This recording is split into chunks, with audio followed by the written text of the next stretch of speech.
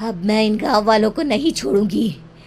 अब इनसे मैं अपने प्यार का बदला लूंगी। किन्नर चुड़ैल।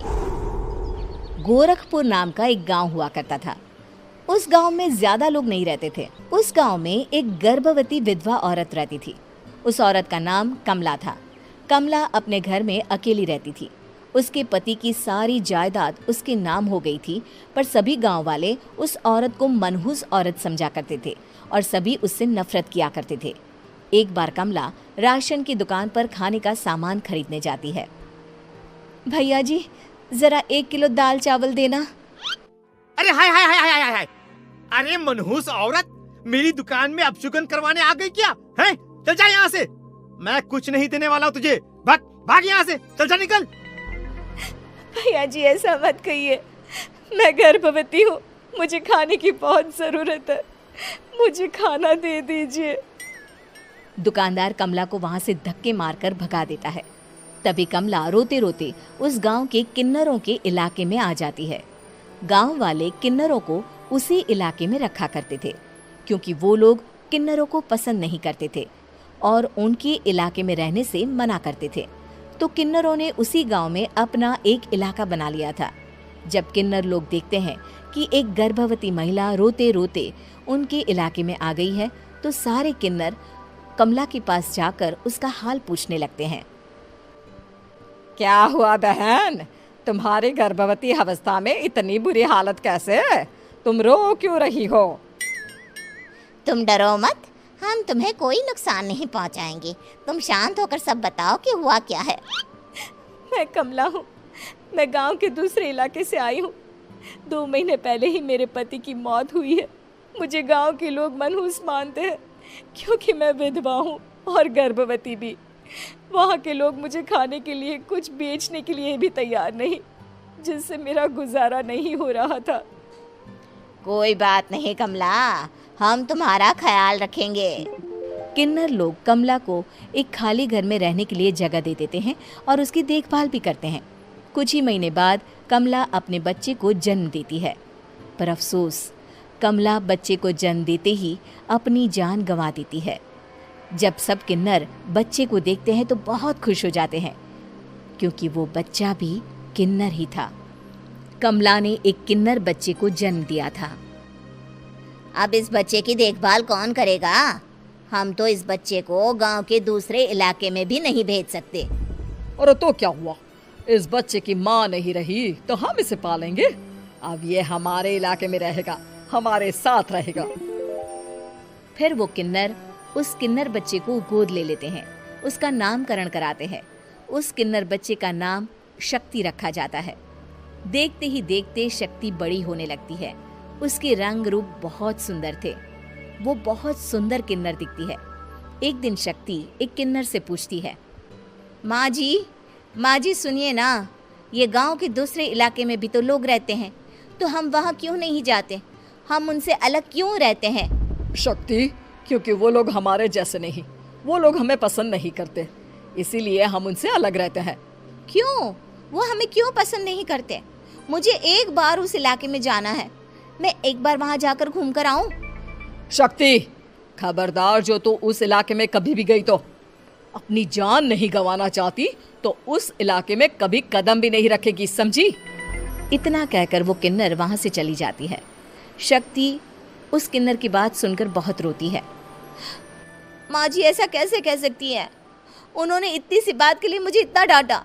अब तो मैं उस इलाके में ज़रूर जाऊंगी। फिर एक दिन शक्ति गांव के दूसरे इलाके में चुपके से जाती है। ये लोग तो हमारे जैसे ही इंसान हैं, तो ये हमसे नफरत क्यों करते हैं?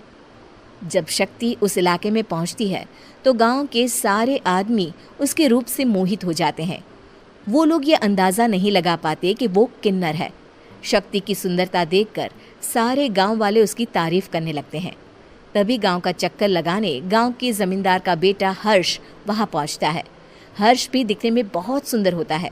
जब हर्ष ने शक्ति को देखा तो वो भी उससे मोहित हो गया, और जब शक्ति की नज़र हर्ष पर पड़ी तो वो हर्ष को देखकर मोहित हो गई। आपको पहले कभी इस गांव में देखा नहीं। इस गांव में आप नए हैं क्या? जी नहीं, वो मैं बस तभी शक्ति बोलते बोलते रुक जाती है और मन में सोचने लगती है। अगर मैंने इनको बता दिया कि मैं दूसरे इलाके से आई हूँ तो वो समझ जाएंगे कि मैं किन्नर हूँ, इसलिए मुझे इनसे झूठ ही बोलना पड़ेगा। शक्ति हर्ष को कहती है, जी हाँ, मैं इस गांव में नई आई हूँ, यहाँ अकेली रहती हूँ। वैसे आप कौन है? आप भी इसी गांव में रहते हैं? जी हाँ, मैं इस गांव के जमींदार का बेटा हूँ। आपको किसी भी चीज की जरूरत पड़े तो आप मुझे बता देना, मुझे अच्छा लगेगा। ऐसे ही शक्ति और हर्ष एक दूसरे से रोज मिलने लगते। वो दोनों अपने प्यार का इजहार करने एक दूसरे से मिलने जाते हैं। तभी शक्ति का पीछा करते करते एक किन्नर वहां आ जाती है। शक्ति, शक्ति, मैं तुमसे बहुत प्यार करता हूँ। मैं तुमसे शादी करना चाहता हूँ। क्या तुम मुझसे शादी करोगी?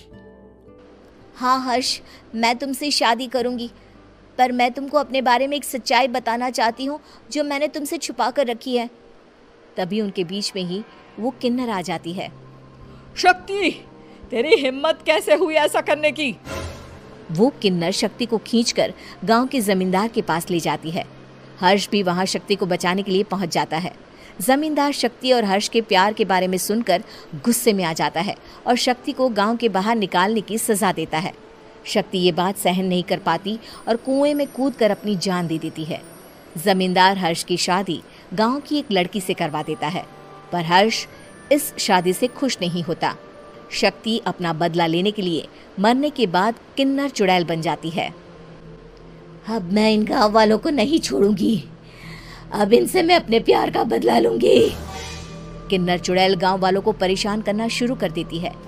एक बार वो रात को गांव के खेतों में पहुंच जाती है और वहां आग लगा देती है। सारी फसल जल के राख हो जाती है। जब एक आदमी रात को उठकर देखता है कि खेत में आग लग गई है तो वो वहां पहुंच जाता है। वो देखता है कि खेतों के बीचों बीच एक किन्नर चुड़ैल खड़ी है और वहां खड़े होकर ताली बजा रही है। गांव वाला किन्नर चुड़ैल को देखकर बेहोश हो जाता है। जब सुबह उस आदमी को होश आता है तो वो सीधा जमींदार के पास जाता है। अरे जमींदार साहब, अरे वो किन्नर चुड़ैल ने मेरी सारी फसल जला दी। अब मैं क्या करूंगा, क्या होगा मेरा? जमींदार चुड़ैल किन्नर का नाम सुनते ही सब कुछ समझ जाता है। अब वो बहुत डर जाता है। उसी रात को जब जमींदार डर के मारे अपने कमरे में सो नहीं पाता, तभी वहां अचानक से किन्नर चुड़ैल आ जाती है। किन्नर चुड़ैल जोर जोर से जमींदार के आगे खड़ी होकर हंसने लगती है और ताली बजाने लगती है। जमींदार उस डरावनी किन्नर चुड़ैल को देखकर बहुत डर जाता है। तूने मेरे साथ बहुत बुरा किया, अब मैं तुझे जान से मार दूंगी।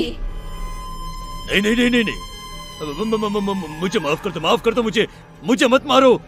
मैं कभी ऐसा दोबारा नहीं करूंगा। अब तुम जो बोलोगी वही मैं करूंगा। ठीक है, मैं चाहती हूँ कि किन्नर इलाका गांव के इलाके से जुड़े और गांव का कोई भी आदमी किन्नर समाज से द्वेष ना करे, उससे नफरत ना करे, नहीं तो मैं सारे गांव को मार दूंगी। और तुम गांव में एक नया कानून बनाओ कि अगर किसी ने भी किन्नर समाज को हानि पहुंचाने की कोशिश भी करी या इनसे भेदभाव करने की भी कोशिश करी तो उनको कड़ी से कड़ी सजा मिलेगी। हाँ हाँ हाँ हाँ, मैं ऐसा ही करूंगा।